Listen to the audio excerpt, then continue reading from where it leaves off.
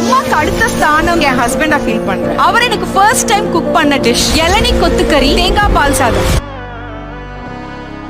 நாடின் நன்மகனே பொன்மகனே முத்தாயவனே இன்னும் சூரியனும் சந்திரனும் முன்னாயவனே காலம் காத்து வச்ச ரக்ஷகனே சிம்ஹாரகனே கண்ணல் கண்ணனாய் வந்தவனே பயமே மாறிப்போ நீ அண்ணன் மன்னால் தும்பிட்டு நில்ல இருட்டில் சிட்டி வாழும் ராஜாவுக்கு எல்லாரும் சொல்ல